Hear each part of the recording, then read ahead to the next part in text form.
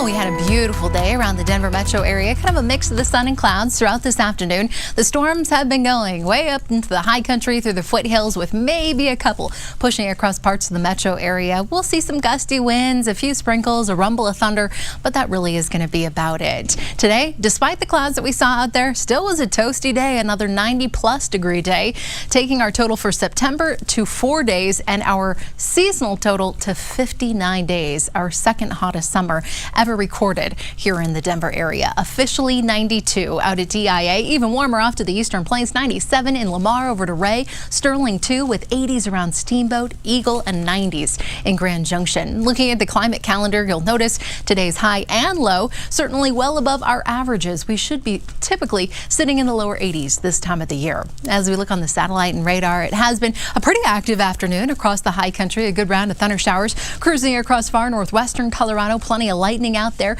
Some light rain showers for our central mountains, and then zooming in here to the metro area, maybe just a couple of isolated showers on the west side of town. Again, these storms will be very, very brief, with a few more lingering across portions of Weld County. I'd say they're out of here by about 9 p.m. and partly cloudy skies take over overnight. Numbers will fall into the mid to upper 50s for us here in town. Similar setup across the Eastern Plains, with 40s primarily up in the mountains, but a few spots like Gunnison and Leadville dipping into the upper 30s overnight. Looking at the futurecast again, these showers, thunderstorms, they will be few and far between, and then by about 11 p.m. everything starts to clear out. We will be left with a few clouds, but they don't last long. By morning, the sunshine is back, truly no matter where you live across the state. It'll be a beautiful beginning to the day, and again, like clockwork, here we go. We're watching the clouds drifting back into the metro area, followed by a few isolated showers mainly up in the mountains, but a few could potentially cruise in here to the city by about 4 or 5 o'clock.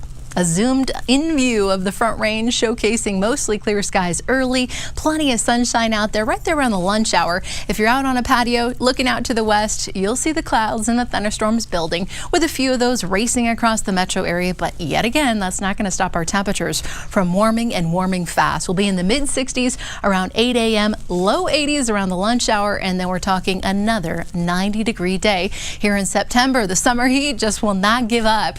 We'll stay in the 90s off to the Eastern Plains, with 70s and low 80s mainly up in the mountains.